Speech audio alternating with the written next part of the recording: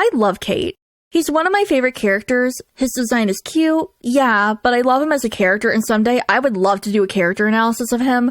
But today, we're doing something a little different.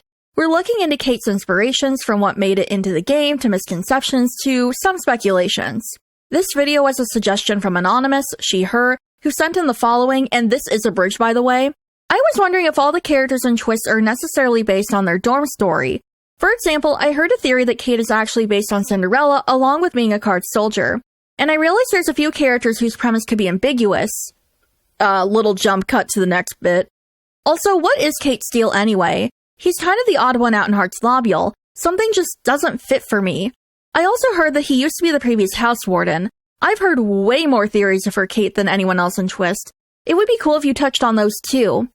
Thank you for the suggestion. Like I said, this is the abridged version because I'm going to be covering other bits of this at like a later date, so I figure I'll just like reread the entire thing at a later time, since we're only covering like a little bit of this. But anyways, thank you for the suggestion. Like I said, that's the abridged version of it, and I'll be covering the other bits of it at a later date, so then I'll read the entire thing then. I just want to read the parts that were related to Kate. I've already covered the house warden Kate theory, which I'll link in the iCard and in the description, but everything else, that's new territory for me. If you have your own suggestion, reminder that I have a little suggestion box. I'll link it in the description, but yeah, let's talk about Kate. Characters in Twist are technically twisted from one character from Disney canon, but they also have inspiration from other characters. For example, although Malleus is twisted from Maleficent, he has a load of things in common with Elsa, like a stupid amount of things. We can talk about it another day. Today is Kate Day. Kate is the same. He's very clearly twisted from the Four of Diamonds.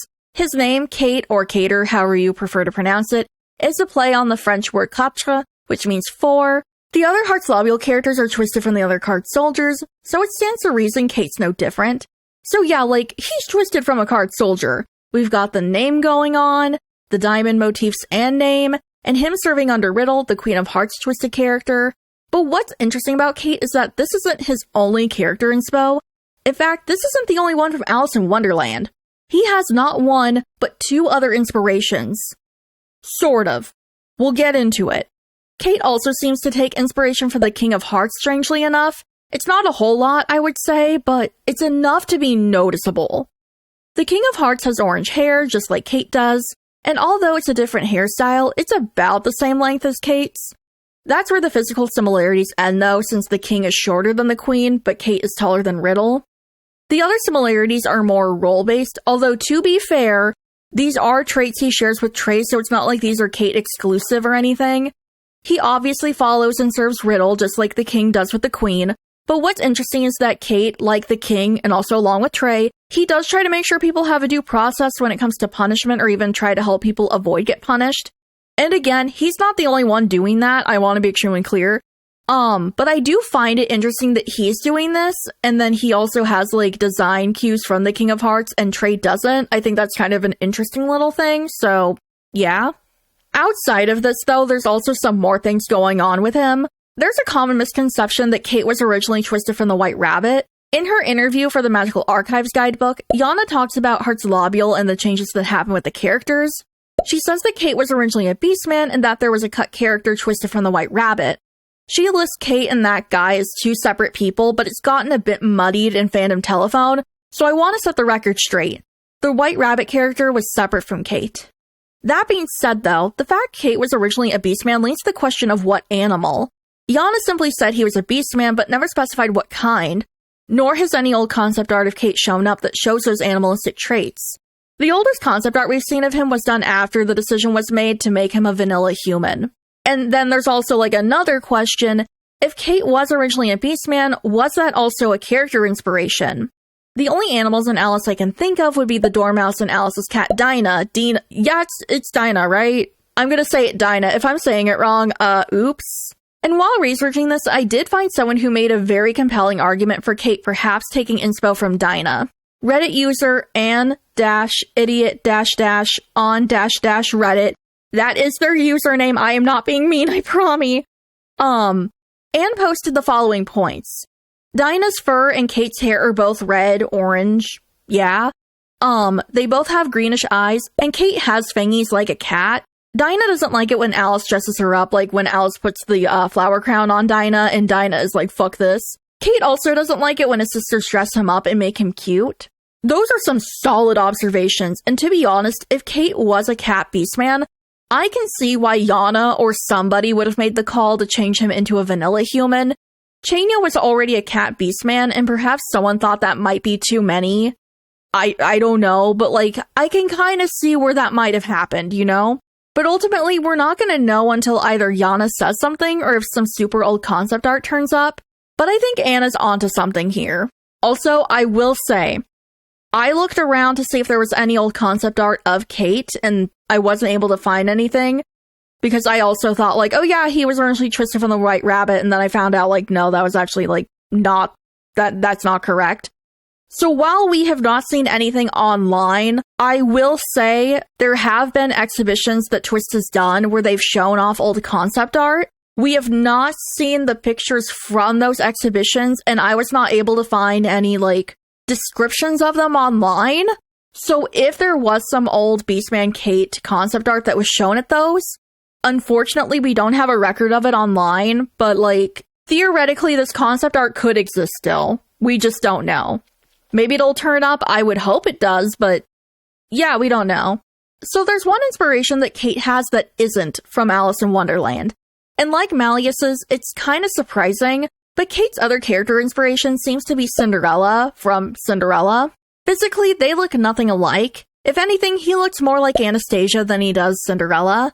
But the Cinderella similarities become really apparent when looking at his backstory. Kate has two sisters that he doesn't really get along with. They're always making him do stuff, they're always dressing him up, they sound enthusiastic about things Kate's not really interested in and make him feel like he has to pretend he likes them too. They're very pushy and demanding, much like Cinderella's stepsisters are. But it's not just Kate's sisters that put him up to stuff he doesn't like. His mom does it to a lesser extent. It's absolutely not as hardcore as his sisters, but it's still there, and I think a lot of people gloss over that. The reason Kate doesn't like sweets is because his mom and sisters would always have him taste test their creations, and if Kate didn't like what they'd made or like didn't want to eat large amounts of it, they would be disappointed. So he had to force himself to eat so many of their desserts that now he doesn't like them, period. His mom was also involved with that, not just his sisters. It's not just them he's placating, but also his mom. He's trying to do what she wants too. And it kind of leans into the whole thing, you know, like, Cinderella was doing stuff for Anastasia and Drizella, but she was also doing a lot of stuff for Lady Tremaine too, so it was all three of those women that Cinderella was trying to placate, just like Kate is trying to placate his mother and his sisters. And while we're talking about parents, although his dad isn't dead like Cinderella's, I have to wonder how involved and present he is. The diamonds are constantly moving around due to his job as a banker. If he's getting moved around all the time, it makes me think that they're, one, some degree of wealthy because they're able to afford it, just like Cinderella's family is, like, aristocratic. And two, he might be in some pivotal position if they're sending him all over the world to, like, do stuff instead of just hiring someone locally. And if he has an important job at the bank, how often is he actually at home?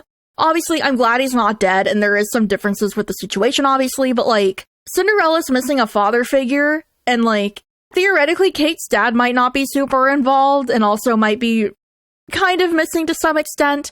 But again, that's just pure speculation. I'm literally just spitballing there. Kate is such a fascinating character, not just because of his character, but the things that went into him.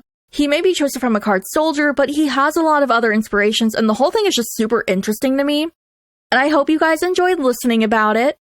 Kate's character analysis will happen sometime in the future, not sure when though. Before I go, I'd like to give a giant thank you to my ladyfingers in waiting, who support me and allow me to continue to do this. As I'm writing this script, it is June 9th, 2025, so a giant thank you and telepathic snacky treat to the current right now immediately as I write this immediately right now ladyfingers in waiting, Michgal2189, Visa, Omimi, Annette, Kayla, Richter32, Yungumo, Ukaku, Yoza the Kiseki, Crowd Jail, Lady Lunarine, Farah Foe, and Goose Farms. Thank you guys, and I'm Kiryu. If you joined since then, thank you too. I wish YouTube would let people add stuff to posted videos, but they can't, and I hate it. But thank you too. I will try not to complain about YouTube every time I do these finishing segments. But anyways, for those who've made it this far, thank you too. I hope you guys have a great day, and I'll see y'all later.